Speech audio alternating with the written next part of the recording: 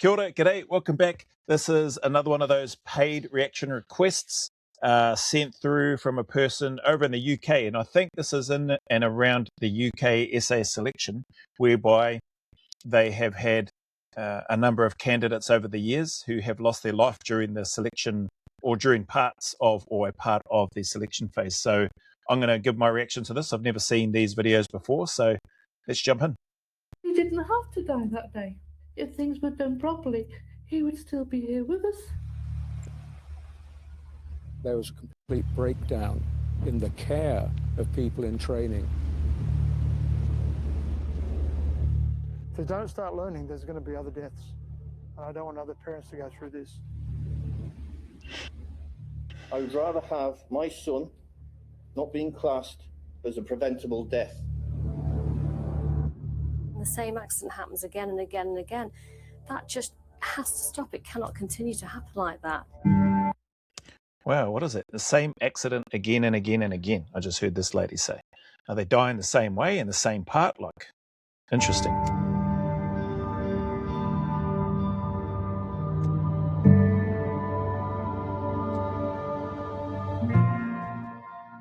He loved being in the army and he wanted to join the Reserve SAS. It's not what we wanted to hear. But he was passionate and he said he wanted to be the best soldier that he could be, and they were the best of the best. We were worried about what he could be asked to do if he was deployed, but the thought of training didn't occur to us at all. And that's interesting and sad for these families, obviously, and respectfully. But I guess, I don't know if it's something that my mum or, any of my family ever thought about, that you could lose a loved one in the army just in training. I'd like to think and hope that that's probably more understood by family members these days, because you don't have to be, that's just my take, you don't have to be serving in the SAS or looking to join a unit like the SAS or some sort of special forces unit in order to potentially die in the course of pursuing a career like that. That's why there was so much rigor in and around basic training for weapon handling, for shooting on the range, for posting or throwing a grenade. Like, there were specific drills in case of emergency. Somebody drops the grenade in the bay where you're supposed to throw it from, whereby you are basically just manhandled by the instructor, shoved down into a safe area, depending on where that grenade falls to give you the best chance of survival. So, like people commonly say, you can die just walking down the street, crossing the road. So, it doesn't make it any better. But if you think about it, driving down a motorway or on the road, typically, unless you're on a highway which has got which may have some large barriers in between, but otherwise, for the most part, when you're traveling on the road, the only thing separating you and or stopping you from crashing into another vehicle is the operator of another vehicle and or yourself from not being distracted. Otherwise, it's just like a white line down the center of the road, which means you've got to stay on the left-hand side, and you're trusting the other drivers coming towards you that they stay on the left-hand side, or that they stay on their side of the road, and you're going past each other. You know what I mean? There's risks in everything. 2 military personnel have died during a training exercise in the Brecon Beacons National Park in Wales. The 3rd Army Reserve soldier has died of his injuries. It's understood that the soldiers were taking part in the selection process for the territorial SAS on Saturday, the hottest day of the year so far. Margaret and Kelvin's 24-year-old son, Craig, was one of the 3 men who died after collapsing in the heat that day. At 11:30, there was a knock on the door. And as soon as he said MOD, I knew Craig was dead. He came in and explained how Craig was going up a hill and he'd had a heart attack. We got the gist that there was more than Craig. So he had a heart attack, he's saying, or she's saying. So we sort of, is there more than Craig? And they said yes. Edward Mayer and James Dunsby also died. James prided himself on being a professional. He was a very clever young man, very well educated, and if he'd have been alive today, and this had happened on his watch, he could never have understood it either. 3 lots of parents lost their children, and they'll never come back again. They're prepared to put their lives on the line. The MOD let them down. That's as simple as that. Oh, obviously, there's more to go on this, but it's only a short video. I'm not sure how the MOD or how the regiment, not that I've heard them say the regiment, has let them down. I mean, it's tragic and sad. I'm not trying to diminish in any way, shape or form the tragic and sad loss of these families losing their sons. And we've only seen 2 so far. I think we're going to see the third one and a member of the third family speaking soon, no doubt. But these are men, rest in peace to these men who have volunteered to go and serve in a unit. And from all accounts, they've put up their hand to volunteer to join the territorial SAS, from what I've heard. They would have put in a whole bunch of training, conditioning, physical prep, mental prep, etc., to get themselves to a standard that they know and or would have believed would have been enough for them to be able to get through the selection course. And tragically, like a heart attack, any number of things can cause a heart attack. It doesn't have to be strenuous activity. People have died from heart attacks, sadly, sitting down at home, not getting their heart rate elevated. Very physically fit and capable and athletic people have died and collapsed of a heart attack, again, doing things that have been well below their usual physical threshold. So I don't. Anyway, let's hear a bit more. So how quickly can heat become a danger if you're pushing yourself to the limit? Well, yeah, that is a major concern. Heat, stress, heat leading to heat stroke, etc., are definite concerns with regards to wherever you are. And from my experience in Australia, it is a definite, genuine concern. Even before I got to the ADF, just going over to do exercise Tasman Eagle, there were large briefings in and around the dangers of heat stress, which could lead to heat stroke, etc., and how to look after ourselves and all that sort of stuff. So definitely, heat does play a part. Scientists at Loughborough University are putting it to the test. At the moment, we've set up a neutral temperature and we're using 15 degrees, 50% relative humidity, and we don't have any sunshine in there and a very low wind speed. He's carrying 20 kilograms on his back. Alex is fitter than most, but what happens when some subtle changes are made? We haven't made it that hot, just 22 degrees Celsius, but we add the sunshine and a bit more humidity. So even in a cool environment, he would get warm.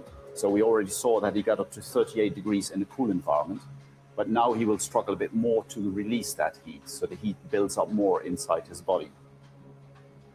If it gets very hot, as long as you slow down a lot, you can cope with a big range of temperatures, but of course they couldn't because they were doing a selection exercise. So they had to keep pushing themselves. And that's the big thing. As soon as you take away the ability for a person to self-regulate in terms of workload and work speed. No, I don't agree with that. That's not right.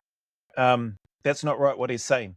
No ability for them to regulate and slow down was taken away from them. That's not taken away from you on a selection. Yes, there are demands on selection and timings that you need to make, which you generally don't know what those times are. I don't know what the UKSF selection process is like. But in New Zealand and Australia, you're not given a time of when you need to get to the checkpoint. And I've shared on multiple times, you just know, and I just knew for me that I needed to move. I needed to try not to stop when I was going uphill. I needed to try to shuffle and or jog or run if I could on the flats. And I definitely needed to try to run all the downhills as safely as I could. But what this guy is saying to me is inaccurate. There is at no point do you have things taken away from you whereby you can't, if he's talking about here, self-regulate and or slow down because of the selection pressure and time. That's a personal choice. Again, that is a 100%, my opinion, personal choice. There were times, it's like the 60 clicker at the end of the NZ one.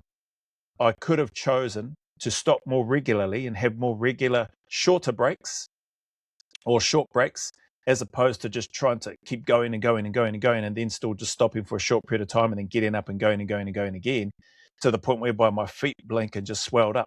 Whereas had I been smarter, had I made the choice to stop more regularly and have shorter breaks, yes, I would have had more breaks, but my feet wouldn't have been as bad or as wrecked or in as wrecked a condition as they were at the end. I would have been like some of the other fellas, more than likely, who were able to walk a lot better than what I was. I just don't agree with what this guy's talking about here. Let me just go back and listen to it again in case I'm off topic here. If it gets very hot, as long as you slow down a lot, you can cope with a big range of temperatures. But of course, they couldn't because they were doing a selection exercise. Yeah, that's not true. They could 100%. Like, rest in peace to those men. But I'm talking from the perspective of, regardless of what selection you're doing, to say that they couldn't because they're doing a selection is wrong. That's not true. That's not accurate. You can slow down, and it's up to you as to whether or not you do or not. So they had to keep pushing themselves. And that's the big thing. As soon as you take away the ability for a person to self-regulate. And again, he's wrong. The unit, the military, the Ministry of Defence, MOD, has not taken away the ability of a soldier to self-regulate. They've not. Like, what this guy is saying, in my opinion, is completely inaccurate, because on those two parts, nobody has taken anything away, and they are not forced to continue to keep going and going. Anyway. In terms of workload and work speed, that means you put them at a risk, and you have to monitor the environment to ensure they don't go into these problem areas. You put them at a risk. Trying to be as sensitive as I can is the right word. The MOD and the regiment are not putting these soldiers at risk. There is risk every day for every single one of us, no matter what you do, whether you're a soldier or not. They are volunteering to do that, and they have likely trained and prepared themselves well, I would assume, or I would hope, prior to putting in their application, prior to attending the selection course for where it is that they want to go. So again, I don't agree with what this guy is saying. As intelligent and as scientific as he may be, what he's saying is just not true. We all have the option and choice. And the lads going on to a selection, regardless of which selection they're doing, all have that option and that choice.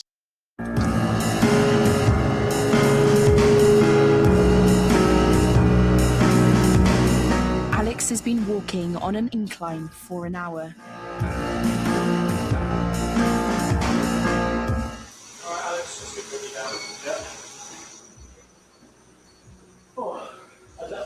Hot, very hot. My head's throbbing. I'm sweating way more. It's just a lot more difficult. How much longer do you think you could have gone on without the need to slow down or stop? I'd say about half an hour, 45 minutes. Over the years, I'm not sure what the purpose of this scientific test is supposed to prove. And you can't, if scientific testing could prove and determine who is going to be capable of serving in the SAS, who's going to be capable of passing the SAS selection and go on to be a good operator within the unit, then there wouldn't be a selection course. The selection courses themselves go beyond, they combine, but they go beyond just what somebody's able to do physically. Mentally, what he's saying there with the question posed to him, he thinks standing there, dripping in sweat, good on him, doing this scientific test, his perception and his personal belief right at this moment, based on the question that has been put to him, how long does he think he could go? He responds and says he only thinks he could go maybe another 30 minutes. It depends. There's far too many other things, in my opinion and in my experience, that can influence and impact a person's ability to be able to endure, to be able to continue, to be able to persist doing the thing that they are doing. And in this case, if it's walking on a treadmill within an environment which is causing them, which has been heating up and getting them a bit hotter and sweatier, there are still many other factors that could come into play. Like his drive and desire to want to be there in the first place plays a part in it. a person's drive and desire to want to join a unit like the SAS is typically a heck of a lot higher than just put me in a room with 20 kgs on my back and walk on a treadmill, which is pretty boring. The drivers in and around service and fighting for something and or wanting to be a part of something with a group of people that have got your back, that have been through the same hurt and pain and suffering that you have been, or that you are volunteering to go through or put yourself through physically, mentally, emotionally, spiritually, etc. There are just too many other connections and factors, in my opinion and in my experience, that determine, what makes somebody suitable to get into the unit in the first place and capable of passing the selection, and what will make them a good operator. You can't base that all on science. And I'm not saying that that's what they're trying to do, but this guy's current perception of what he thinks he could do, he is probably capable of going a heck of a lot longer, and I mean a heck of a lot longer than 30 minutes more. That's just my take. I've seen many accidents, many people suffering from heat illness. They feel that you can't include these considerations of heat and cold as well in the winter because they just have to be tough and just do the job they are supposed to do. Well, that's true. That is a large part of it. That is a key part of it. That is a core part of it. No matter how you frame that, it's not that, and that's not saying that the three, rest in peace to the three men that lost their lives tragically. That's not saying that they're not tough. That's not saying that they're not fit, that they're not prepared, that they're not hard men, that they're not good operators. Tragically, sadly, bad things, SHIT, happens to people from all walks of life, and can happen to people who we would least expect something like that to happen to. Who would have expected a professional 20-year-old athlete playing soccer on a football field in a professional game to just suddenly collapse of a heart attack? Soccer players are some of the most aerobically fit athletes in the world. Who would expect those sorts of things to happen? But the sad and tragic thing is that, and unfortunate thing is that they do happen. And science can't give us the answers as to all of those things and in and around why they may have happened or what ultimately caused it. There may be a whole bunch of influencing factors like the weather, like the environment, like the terrain, like the individual's preparation or lack of preparation, their mindset going into it, just a whole list of things, right? You don't have to be a scientist to acknowledge, and at least in my opinion and experience, understand that there are a wide variety of factors, dare I say variables, that influence and impact somebody's potential to pass a selection. And even just the mindset to say, I want to do selection in the first place. There's a whole bunch of things that are, dare I say, conspiring together or weaving together to make up that person and what it is that they want to go and do. Anyway. Every serviceman has got limits. We need to train them to those limits, but they'll push themselves to the point, as we saw in Brecon, they're the last people to recognise the signs of failure of their body. Part of that, this retired colonel, I think part of what he's saying is true. Yes, everybody has limits, 100%. My experience, it's not the job of the military to train them to those limits, or dare I say, to their comfort zone, to our comfort zone, not these three gentlemen, rest in peace, who have lost their lives. That's not what I'm talking about. The military's job isn't to train people, I never viewed them as it's their responsibility to train me to my limit of my perceived limit, mind you, of where I think and or of what I think I can do currently. I always, for me, as a volunteer, understood and acknowledged that the Army is going to push me, whether I like it or not, beyond my limits. That's their job. Because the nature of joining a defence force or a military is to prepare to go and fight if the need arises and or if the call is put out from your government, etc. And the answer to the call is, we will go. So you can't be staying, and I already knew without, I guess sort of the terminology or the wordings that I have in my mind these days as an older person. I never thought of it that way, like in terms of any sort of scientific terms, but I did have enough of an understanding to know and acknowledge that, I'm going to be tested and pushed beyond my limits, once I get past that, I'm going to find that I have a new limit.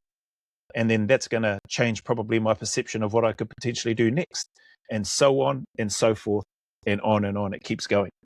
And even still to this day, I'm still finding new perceptions that I had, perceived limits, and recognizing that and going through that and going, oh man, here's another level again. So yeah, that's why I say I agree with part of what that retired colonel, I think it was saying. Of dehydration, of them pushing themselves to a point where they're going to become casualties.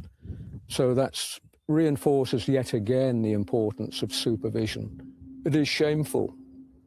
An inquest in 2015 found the MOD had made mistakes with its planning and equipment, and that neglect had contributed to the 3 men's deaths. We will study the coroner's conclusion very carefully and make sure that everything possible is done to prevent a reoccurrence of an incident such as this. Welcome to Wales Today. Tonight's headlines. Corporal Joshua Hoole died after completing an 8-mile fitness test in Brecon. Questions have been asked about whether the Army has learned from the deaths of 3 soldiers on the Beacons in 2013. It's my belief that... Wow, so these 3 soldiers died on the same course, I presume, as part of the same selection in the same year. Man, what a trip. So I can understand from that perspective, absolutely, on a selection training course, the level of scrutiny and investigation going in to try to identify what's gone on here. How have we lost 3 soldiers on the same course, either during or not long after doing the same activities, I'm assuming? The Ministry of Defence failed in its duty of care to implement any meaningful changes. Having served 24 years in the armed forces, this whole process has given me no pleasure. I would rather have my son not being classed as a preventable death. The coroner at Josh Hall's inquest said she had great... I would rather have my son not being classed as a preventable death. Well, again, with all due respect to this gentleman and his service, acknowledging his service and his son, the tragic loss of life of his son, and the other 2 families with the loss of their sons, could we not then say that all deaths, short of old age and disease, terminal illness, etc., all deaths in war and military and training are preventable? We've heard that saying in a health and safety perspective. I used to teach that saying, all accidents are preventable. It's not true. It's simply not true. Even though I used to teach that, because that was part of what was the teaching at the time in that health and safety space for a period of time. I like to think people are a lot more wiser and smarter to that now. There may still be some stubborn people out there who wholeheartedly believe that all accidents are preventable with enough planning and preparation, right training and competency, and got all the right tickets, got the right equipment, it's all been checked and serviceable and pre-start checks, etc., etc. The list goes on and on and on, right? Of all these things that you could do, and with really good intentions that people try to do, to try to prevent accidents and, or dare I say, deaths from happening. But the reality is, accidents and deaths still happen. And so to the gentleman who was speaking, that saying that he'd rather his son not be deemed a preventable death, I look at that, I hear that, and I think, well, that's moving towards of what I used to teach and don't believe in, and don't teach that aspect anymore. And instead, I take a much more pragmatic and realistic approach to that, and that is that not all accidents are not preventable, and sadly, all deaths are not preventable. And so I don't know that you could ever get to a stage of saying that, with respect to this gentleman, that his son's death was not preventable. Just because the accident factor and a whole bunch of other variables and things that could come into play, that I've touched on earlier in this video so far with my ramblings of my thoughts. That's a big call to be looking for an answer in a way that suggests and or counters the finding, I'm assuming. So I assume the finding has been that his son's, the tragic passing of his son's death could have been prevented. Like I said to my earlier point, then you're trying to say, not the father, I'm just talking in general. Then people are trying to say that all deaths are preventable. They're just not. All deaths, all accidents are not preventable. Unless there was just this massive world peace and there was no war, there was no fighting, there was no blanking religious jihadists or anything like that. There was no blanking trying to dominate and rule and all that sort of stuff. You'd have to try to eliminate all of the bad things in this world to even have a chance of a death not, fitting into that category of being preventable. And we don't live in that sort of world. Grave concerns about what happened. The MOD apologised again. The MOD has acknowledged that aspects of the policy in place could have been better. Oh, heck. So, sorry, maybe that was a fourth death. Maybe I've, missed I probably missed something. So there are 3 deaths. Maybe that other gentleman was speaking. Is that a fourth death? We shall act upon the recommendations which have come from this inquest. These weren't the only deaths in training where lessons could have been learned. An MOD report commissioned in 2002 after a series of diving deaths called for substantial changes to equipment and training. But less than 2 years later, Sergeant Bill McClellan died in just a few meters of water during an exercise in Germany. He was wearing the same kit that the Army was warned it should have replaced, and the training at the time was still lacking. Ooh, well, that sounds very different. Like that's a bit of a red flag and warning sign if you've gone through and done an investigation in regards to the specific water stuff. I'm no water expert. And if the recommendation was you need to get rid of this gear, we need to have better gear or whatever it is, and then a year or 2 years later, unfortunately, this gentleman is training and they're doing the same stuff with the same gear, then where's the leadership? Hey, where's the leadership that was part of all of this coordination, this organization, the review of the findings, the actions that should have been taken, which could have, in this case, could have potentially prevented the death of this soldier, tragically who passed away. Like that sounds like a very different sort of conversation in terms of the Brecon beacons and the environments, the hot, cold, the equipment and weight that they're carrying, the distance that they need to cover. The standard is the standard, regardless of weather, season, or terrain. You're never going to have the ideal weather conditions, and part of being a soldier, I think soldiers acknowledge that. But if you've got equipment that has been identified, in this case from a diving perspective, critical pieces of equipment for diving that are identified as being unfit for purpose, I'm assuming here, and that they should have replaced them, well, then you would like to think there should be some heads rolling for authorising and allowing the same type of equipment being used over and over and over again, and just going, well, nothing's happened so far, things are still good, so we might as well keep going. That's just ridiculous. It has immunity for prosecution under the Health and Safety Act. What? Hang on, let me go back. Somebody has immunity from prosecution. Wearing the same kit that the Army was warned it should have replaced, and the training at the time was still lacking. It has immunity for prosecution under the Health and Safety Act.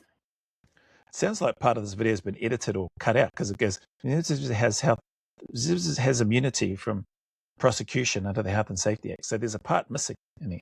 Yes, they can be criticised, but there's nothing with sanctions or teeth to it that can actually make them sit up and think, well, actually, we do have to change. We have to change our systems and procedures, and we have to look after those people that serve with us. We've discussed. Well, nothing with teeth to it, and people having immunity from prosecution. I mean, I could see arguments for and against that in terms of people stepping into that role. Who would want to step into the role if they've got such a broad scope? And to me, that job then is going to be you're going to need to be focused on sitting down at the desk, reading through every document, crossing every T, dotting every I, before allowing anything to go ahead if it's going to be an individual's life, freedom on the line. Hence why there should be some sort of team and stuff involved to be looking at all of that sort of stuff to try to keep the wheels in motion and things flowing within reason. But when red flags are identified, particularly after tragic loss of life and training, then those things should be put under the microscope a heck of a lot more, and training in that space and in that area should potentially be paused until for a reasonable amount of time until those investigations, the actions that need to be rectified are presented, and evidence of those actions that have been corrected or have been addressed have been done so adequately so that training can then resume, if that makes sense. Discovered that MOD has breached health and safety laws 40 times in the last 20 years. In that time, 148 servicemen and women have died. Not in Wow. What was that number again? Let me just go back, sorry. Health and safety laws 40 times in the last 20 years. So they've breached them 40 times in the last 20 years, the MOD, and that's resulted into 100 and something deaths in training. In that time, 148 servicemen and women have died. Not in battle, but in training. That's sad, eh? I mean, I don't know all the details of those. I don't know what the 40 breaches were, and I don't know the causes of the 140 plus tragic deaths of servicemen and women in training. But yeah, it's a massive concern, eh? Because you don't, I guess in New Zealand and Australia, you don't hear very often numbers of soldiers dying in training. Like, it does happen, and it has happened tragically, but it's not something that you hear a lot of. And I think maybe that's probably why communities, general public, and families, dare I say families, probably don't expect anything like that to happen. Just like we likely don't expect to die traveling to and from work, although we understand and acknowledge and know that that is a possibility. But I think that's probably where it stems from. It's just likely one of those things that we don't expect to happen. And so when it does happen, it just smacks us like a ton of bricks. Unfortunately, my 30 years experience, the only way the MOD are going to learn a lesson is to have their immunity removed and sanctions imposed. That's probably a fair point. MOD have their immunity removed and sanctions imposed, but then I guess that immunity, having the immunity removed, who then wears the brunt of that? Who then pays the price, I guess, is the question. Is it going to be the leader right at the top who then has to go to jail for, is it manslaughter? Is that what that individual is then charged with? Is it a group of people within the MOD? I don't know what the answer is. I think she's making a valid point there in terms of immunity needing to be removed, but then how is justice delivered to those within the MOD, and how would you keep, and how would you even recruit and look to want to have people put their hand up and say, I'd like to work and serve in the MOD? I don't know what the MOD is like. I've never worked there. Depending on who you speak to, MOD can be the worst thing in the world, and other people may say it's the best thing in the world. I don't know. But removing immunity, is that a start? Possibly. How and where does then ultimate accountability and responsibility, and who pays the price for tragic accidents when they happen, which may result in permanent injury or disability, and or worse, may result in death? Like, how do you know what I mean? Where does the buck stop, is what I'm saying. The MOD says when the Health and Safety Executive identifies shortcomings, it takes action. Well, of course they're going to say that, and they'd want to say that if they want to keep their job. Safety of our personnel remains our top priority. All deaths are investigated, and we regularly review our training policies. Safety of our personnel remains our top priority. This must be old, eh? Because those are old sayings too, in terms of health and safety speak. The safety of our personnel is our top priority. No, it's not. The same in mining, construction, oil and gas production. is likely the highest priority. How do we keep the wheels spinning and turning? How do we keep production, therefore money flowing? In a military context, how do we keep our capability levels and our training up high? Yes, we want our people to be safe. I'm not saying that the MOD don't want their people to be safe, but they're there to fulfill a role in a job. They're military. They need their military highly trained. They need their military ready to mobilize at the drop of a hat. They need their military to be lethal, to have that lethality in terms of being able to deliver force against a foreign country or domestically if people were to try to invade at the drop of a hat if things happen. So things are going to shift and move around depending on what the needs are of the Defence Force, of the country, of, dare I say, the greater good.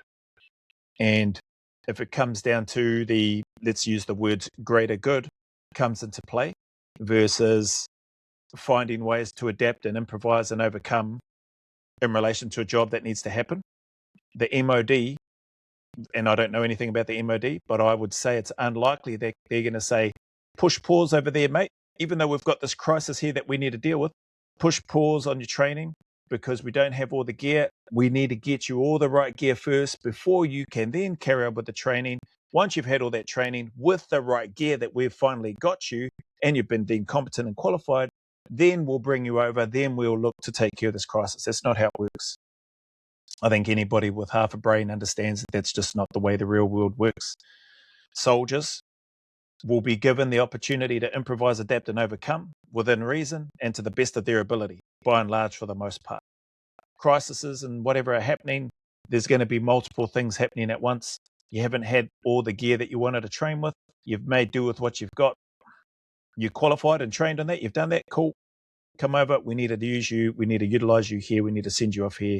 You're going to have to fight with what you've got. You've done it in training anyway, and it worked out well enough, so you're going to have to go and use the same thing over here. That's, without trying to be dismissive of the MOD, again, who I don't know, but those sort of processes, and I could go down a long rabbit hole, a massive rabbit hole for a long period of time, talking about a whole bunch of different scenarios that could happen and that have happened, whereby it's all well and good and it sounds good for publications and or in responses to things. Safety of our personnel remains our top priority. It's a moving priority, regardless of any organization. Those priorities shift and move all the time. That's just a fact, in my experience anyway. And I've worked across a number of organizations that have touted the same thing. Our people are our number one priority. And then when it comes down to dollars and cents and getting something done, when people know that, well, we shouldn't be doing that because we actually haven't got that, but we need to use people to get that done. We've done it before, so why not do it now? Things become blurry very, very quick. Anyway.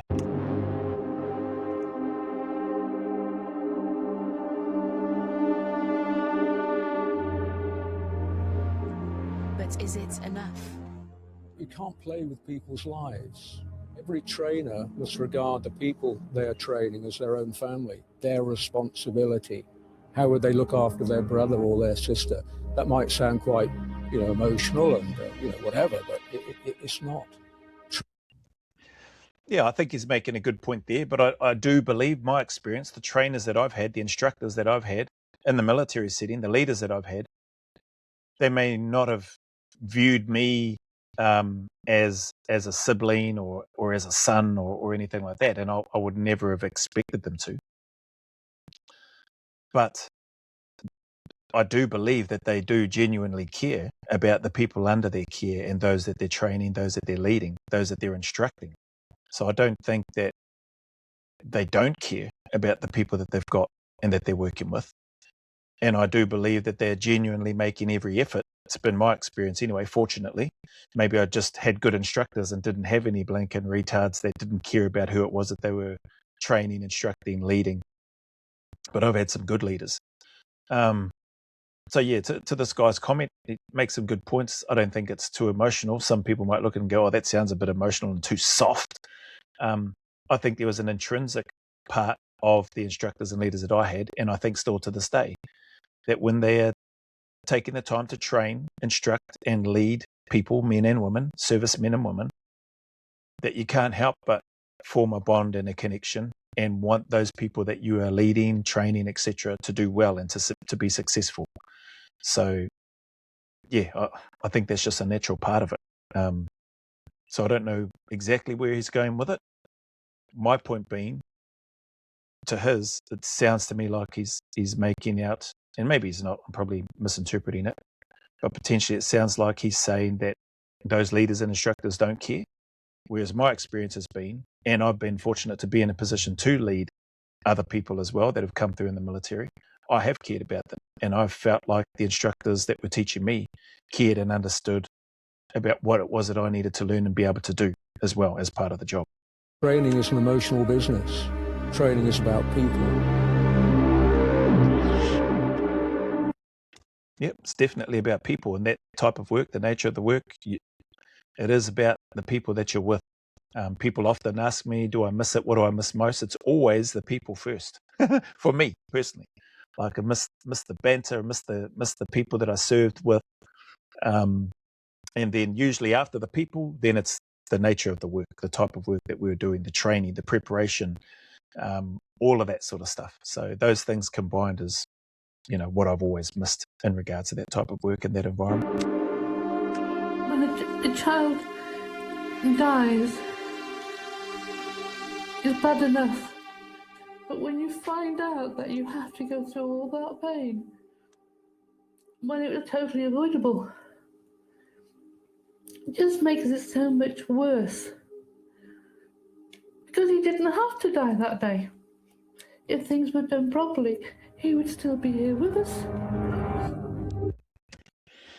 And, it's not for me to, and I don't want to try to diminish this lady's hurt and pain and suffering with the tragic loss of their son, her son, their son. Like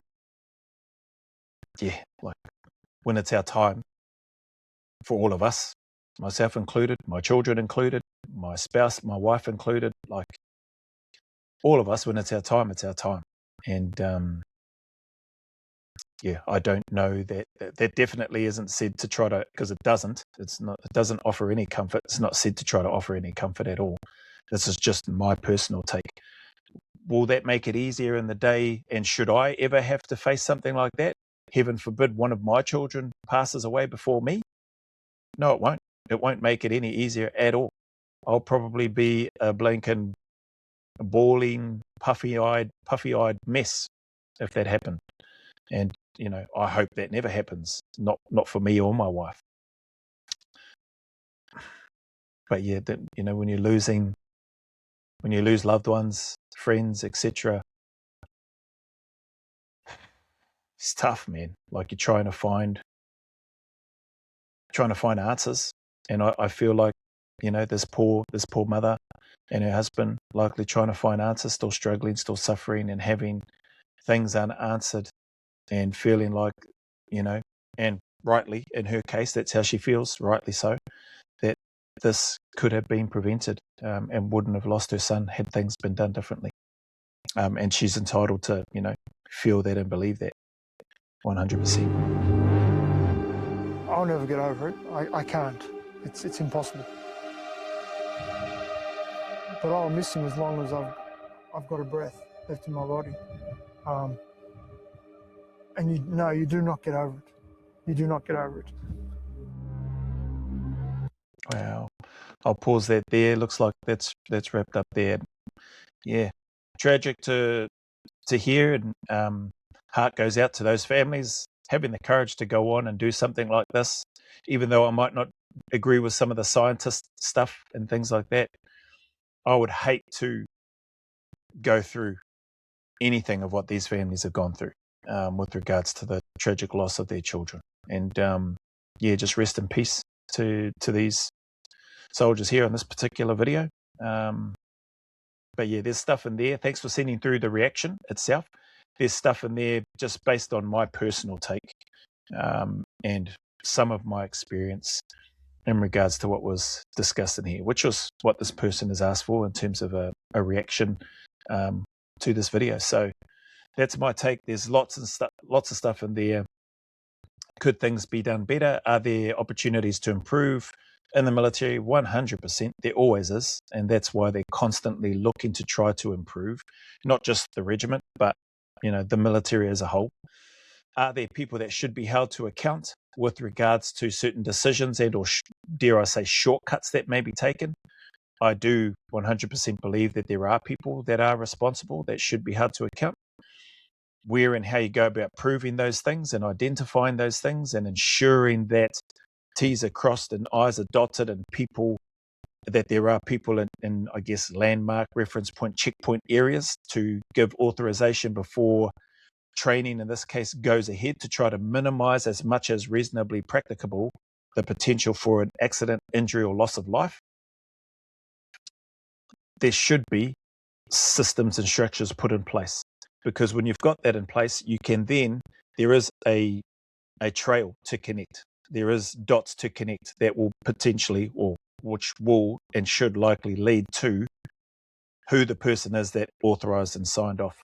But then that can also open up a whole bunch of other can of worms as well. If you do it that way and the buck stops at one person who's at the top, who has the final sign off and approval and oversight of it all, because that one person, again, like at the top of the chain, typically has got several other people underneath them who they trust, right? Who are also empowered to make the decisions, to give sign-offs at certain levels all the way up until it gets to the very top.